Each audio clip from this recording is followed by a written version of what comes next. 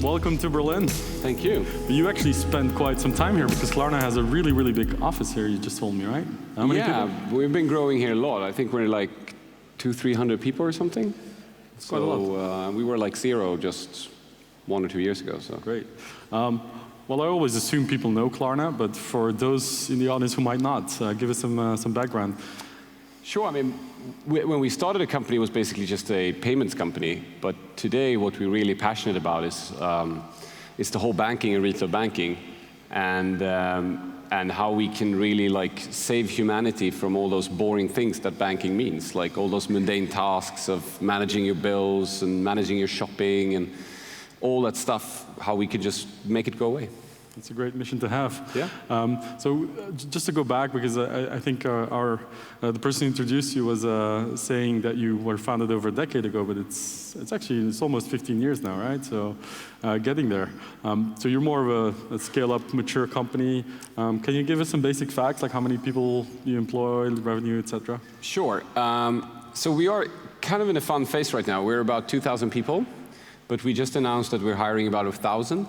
So we're going to grow up to 3,000, and that's really crazy. It's not like a purpose in itself, really, to be a lot of people, obviously. But the thing is, right now, there's just so many amazing opportunities in how we can change the whole banking industry that we felt that this is the time to just go aggressive and like get a lot of things out there and make a lot of things happen. So it's really exciting. We have about 60 million users worldwide, and we're about revenue-wise, we're close to $500 million. Right. The users that you mentioned, those 60 million, do they know Klarna as a brand? Or is it more you go through the merchants and they don't necessarily know that they're using Klarna? Yeah, I think a lot of them know. But we also think about relationships a little bit different than banks do, because banks' relationships are always like, you were supposed to go into a bank office and then you went through a very long process, and then eventually the banker said, yes, congratulations, you may be a customer in my bank. And we kind of think about it very differently. So we just offer a number of different services for consumers that they can try out. Most often they start with using it as one of the merchants. Could be an ASOS, could be a IKEA, could be big and small merchants. And then hopefully they like what they get, and then they start using us more and more for more things. Right. So cool. It varies. So the title of this session is From a Local Underdog, and I was doing some preparation for this interview, and I read that when you were in the Stockholm School of Entrepreneurship, you actually entered sort of an awards thing with the concept that eventually became Klarna, and you didn't even make the cut, like it was one of the last to get ranked, right? Yes. Yeah, it's a fun story, because we were like, we started this thing at the Stockholm School of Economics, and it's partly funded by companies. So when we just started, they had this Dragon's Den set up, and they brought in like the most prominent Swedish business figures, which was like the founder of H&M and the local CEO of McKinsey and the Wallenberg family, who kind of own like half of Sweden. They own all the banks and everything. And they were supposed to like judge a couple of business pitches, and we went on stage and made a pitch, and they basically told us like, this is never going to work, forget about it. The banks are going to do this. So. I can laugh about it today, obviously, but being 23 years old back then as a student, it's not one of those things that makes you super excited. But what was really cool, that when I came down from the stage, there was an older gentleman who approached me, and he said, like screw those old guys, don't care about what they say, the banks are never going to realize what happened to them. So I think that was pretty cool. But and then obviously you didn't, so you started a company with 2 friends of yours who were also attending the school. How do you remember the early days? The early days was obviously a lot of fun. I remember when they were like as warm as this today. We didn't have any air conditioning, so there's kind of a funny photo where we sit in our underwear working because it was so hot. And we always like prided ourselves about having great customer service. So we obviously didn't want to close customer service during lunch hours. So we would go out in the park, bring some pizzas and eat. And remember, this was like before Wi-Fi and phones almost. So whenever the phone called and we knew it was customer service, we had to run all the way back to the office to kind of to answer the question of the customer. And many times it was like, oh, sorry, you got connected. Can you please redial? Because it took us about 10 minutes to run back. Right. But so no, I think it was amazing. I think like we did probably all the mistakes that you can do. One of our biggest mistakes was that we were not engineers. So we had no clue what we were actually building and how to build it.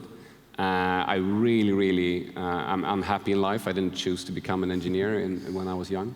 But also just in general, I mean, I think also things have changed a little bit, right? I mean, back in those days in Europe, there really weren't any like startups or success stories. And the really only one that we could look to was Niklas Sennström and Skype. That was like the only European thing that had actually become like a global phenomenon. And that was a massive inspiration to us. But there was no support. We couldn't talk to any other entrepreneurs that were successful, did something similar. And I do actually think we got a lot of poor advice in the first couple of years as well as a consequence of that. I think it's really cool now as you look to Berlin and Stockholm and these places that like there's so many now successful companies that there's more like know-how available and people can talk to each other and share ideas and thoughts much more. Do you actively try to engage with the community to give advice and even angel investments and whatnot?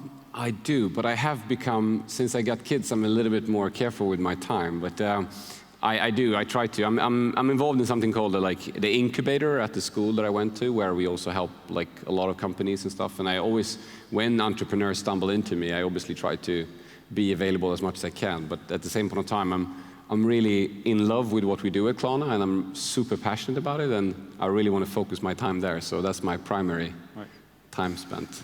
So now Klarna is in a position that people come to you to work for Klarna. Back in the early days, of course, your first hires didn't know Klarna, so you had to convince them, which is, I think, one of the biggest things entrepreneurs need to learn is how to sell your company to everyone, and not just to partners and customers, but also to people that you want to recruit, right? So how do you remember those early conversations? I still feel that, you know, the best people you always find are always busy doing something else. So I think outward reaching recruitment is always there. But it was hard, and I think that one of the hardest things as an entrepreneur is really to recognize what does good look like when you don't have a point of reference, right?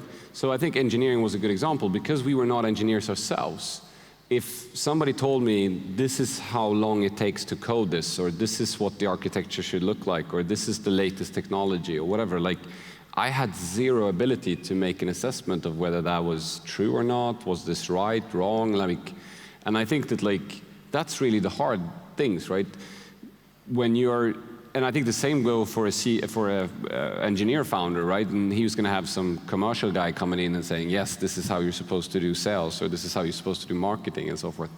I think that's really, and the only way I learned over time was that I started, for example, on the engineering side, I decided to like reach out to 6, 7 CTOs of successful Swedish companies. And I met with them and I started discussing with them, like, tell me, like, how do I recognize what does good look like and so forth. And like being out there talking to people and trying to learn was what eventually made me at least create an idea of like, yes, this is how I think it should look like. And then trying to recruit and find people and match those criteria.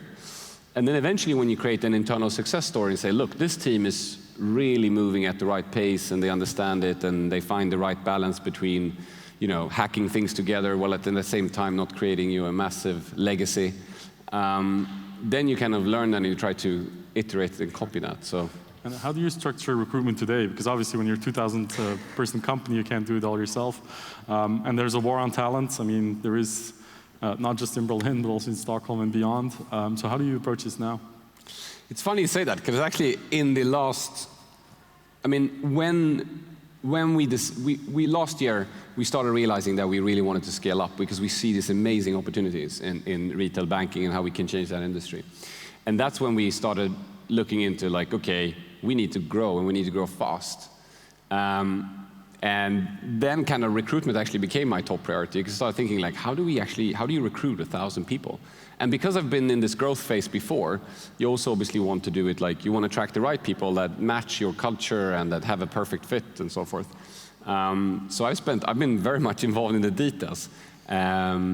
But actually, the interesting thing with recruitment itself is like, it touches everything. It touches also like, what type of people are you looking for? Which also then comes back to, what are we actually promising people? Like, why should people join Klarna, right?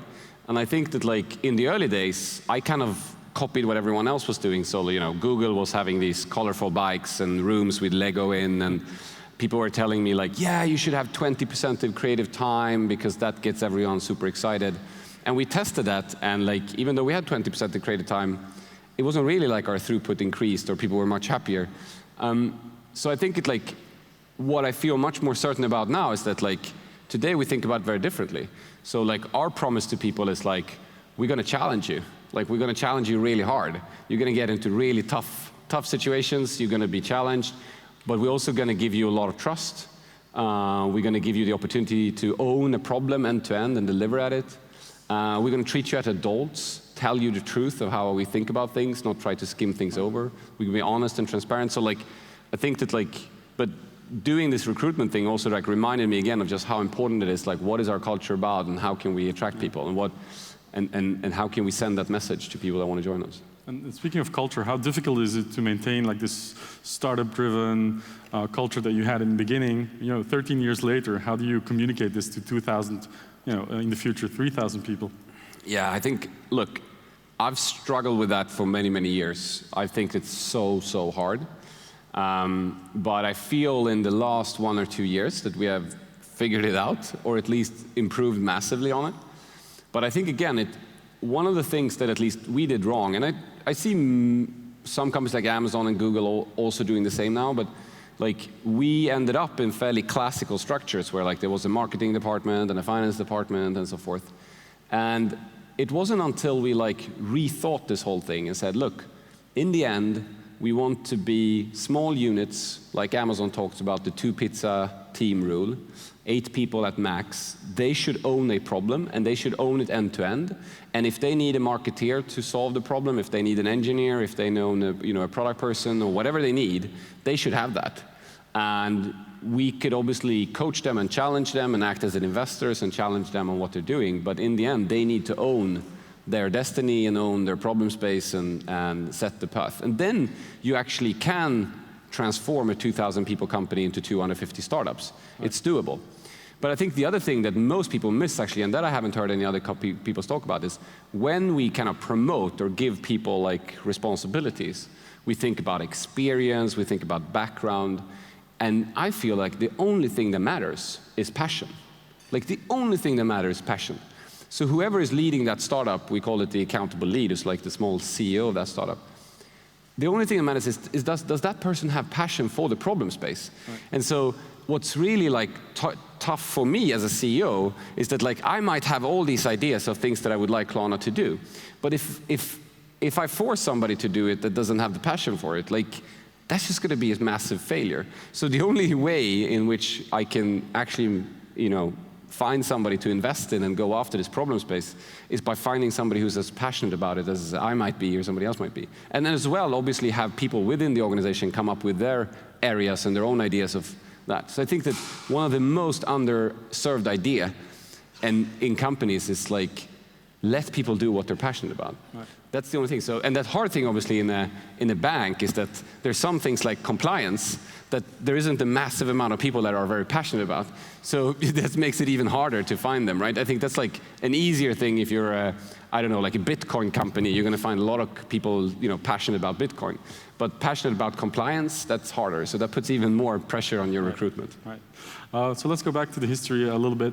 I think 2010 was a particularly crucial year for Klarna because you were still in the Nordics, first expansion to Germany, an acquisition. You took investment from Sequoia Capital. And I think once you raise investment from a VC firm like that, sort of the clock starts ticking. Like at some point you have to provide a return. You've raised a lot more funding since, strategic investments from Visa, but also from some of the biggest names in the VC world. So we're 8 years later from that first investment. Like at what point do you think there's going to be some type of an exit? Well, if I really hope maybe when I'm dead, because like I really love what we're doing, and I don't right now like I'm also a pragmatic person, and I do feel I have a responsibility against my shareholder base. So if somebody comes and does something crazy, I might have to say yes. But that's more of a fiducial responsibility type of thing. But if you ask me personally, like I love what we're doing. I can continue doing it forever. Like there is just so much to do. And I think actually it's funny you mentioned that about we did an acquisition in Germany. I think that's one of the coolest things that Klarna did, because we bought a company called Support that's based around the Munich area. and actually support a German company and the founders behind it. They're the reason we have PSD2. They're the reason we have open banking and this massive change. And when we bought that company and merged with them, PSD2 wasn't yet decided on, so it was a massive risk to us. It's probably the scariest decision I ever had to take, because I was signing a check for 140 million euros, and if PSD2 would have gone the wrong way, it would have been all gone. Right.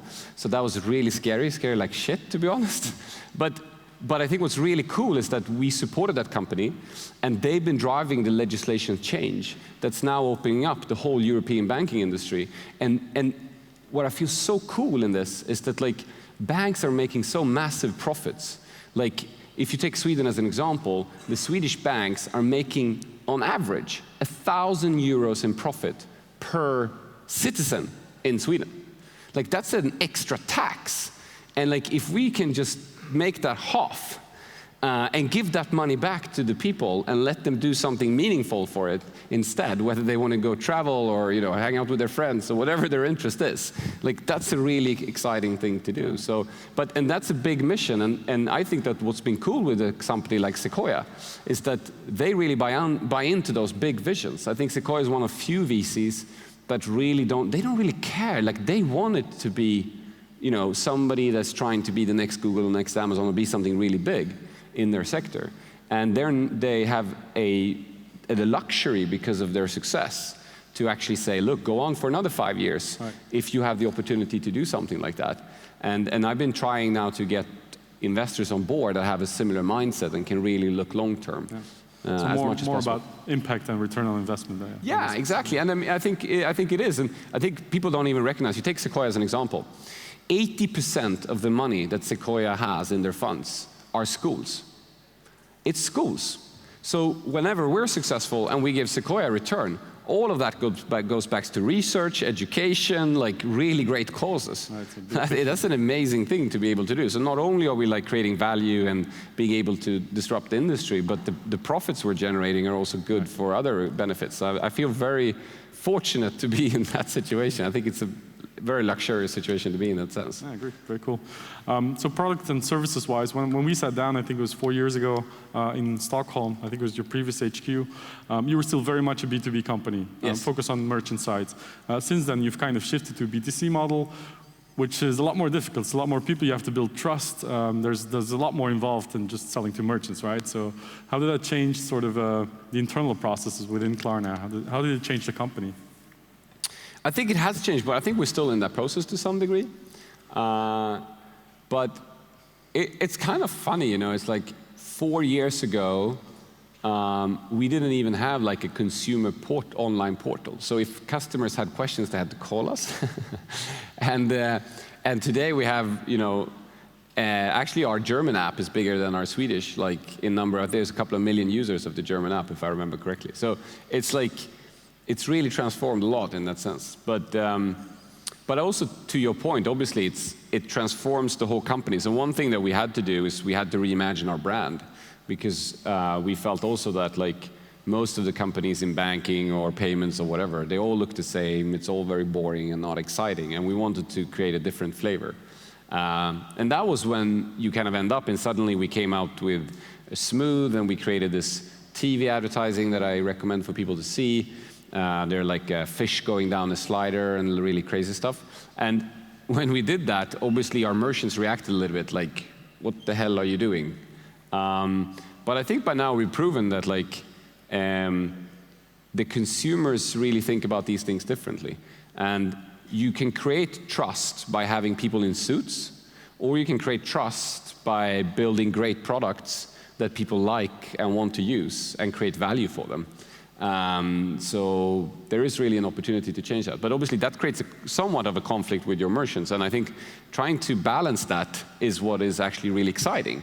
I mean, creativity to me is about solving problems with many constraints in a way that nobody else has solved before. So you satisfy the constraints in a better way than anyone else before, or in a new way that nobody thought of. And this is exactly the same. I think if you look at payments today, it's either you have like the wallets from the US that most people in the industry don't call payment schemes, they call them extortion schemes, because basically they charge merchants massive amounts and then they incentivize the consumers. Or you have the other way around, who are just on the merchant side. And I think that, like, again, this creates an amazing, nice, interesting intellectual challenge. How can you build a payment system that actually is great for the consumer and for the merchant, where both benefit? But that's also much harder to do, obviously. So I think that's exactly the kind of interesting challenges you want to face. Nice. We're going to look at some of the questions from the audience. So what's your view on your European competition? It's a good question because Adyen, of course, just IPO'd. Eisel was just acquired by PayPal for, I think, 2.2 billion in cash. So how do you see this fintech competition in Europe?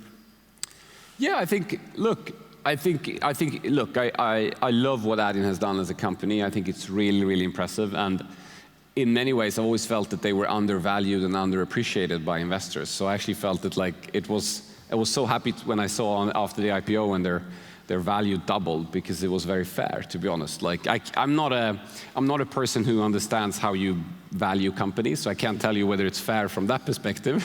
But I can tell you it was fair versus the people behind the company, because they have always been underappreciated, and I think this really made people realize, wow, what a company.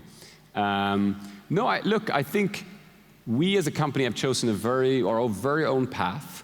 I think one of the things we really believe in is that currently there's a trend where, we talk a lot about privacy, about data, and I think the misconception right now is consumers don't want to share data. And I don't think that's true. Consumers don't want to share data with companies whose sole intention is using that for their own purposes. So if you have thousands of engineers in a social media platform whose only focus is using your data in order to grab even more of your attention, looking at this screen in order to sell more ads, how are we contributing to society with that? While what we're trying to do really is, how can we use your data but provide value to you? So the golden rule for us is, whenever we ask you for a single piece of data, why are we asking for that, and how are we going to provide value to you as a consumer? And the uniqueness in that is that we're the only one that we're aware of at our scale who has SKU level data. So nowadays, when people open their app and see their purchases with Klarna, they do not only see merchant name and amount, they see pictures of the items they bought. They're able to return those items directly. They're able to look at similar items and open that merchant and so forth. So, like, the richness of the experience you can provide to consumers is massive, and that's is a unique identifier. So I think that, like, banking in the future is really about how do you, for what reason are you asking your customers for data, and what is the value that you can create to consumers? And I see few people pursuing that dream. Right. We only have a little bit of time left, so I'm going to quickly do the last question. How do you spot the opportunity in retail banking, since you weren't part of the industry? Yeah. Is it really that hard? I mean, I'm not part of the industry, but I'm a customer. And I get super frustrated whenever I try to do anything that has anything with banks to do. And every time I'm sitting in the evening and I'm doing my bills at home, I just feel like, oh my God, there must be something more meaningful I could do with my life than sitting here and doing this. And what used to be self-service, it's not self-service, it's self-work. Like, the banks basically outsourced all the works to us and improved their margins. So, like, I don't think it's hard to spot the opportunity, because the banks have been obsessing about themselves, not the customers. And so the only thing you really need to do is obsess about your customers and what you can do for them. And that's the differentiation that you can create. If anything, I would argue it's easier to spot the opportunities if you're not part of the industry and just a customer, because exactly. you see And I also think to some degree, it's like people always ask for, like, what's the silver bullet? How are people going to... Look, to me, it's like when the iPhone came around, right? Why did we go for the iPhone? Nobody can explain to me still, what was it with the iPhone that made everyone choose it? Like, it wasn't the camera, it was for sure not battery life.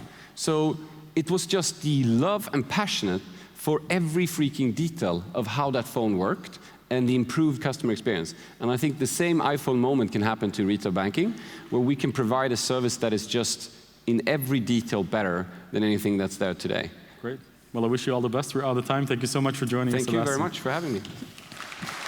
Yes,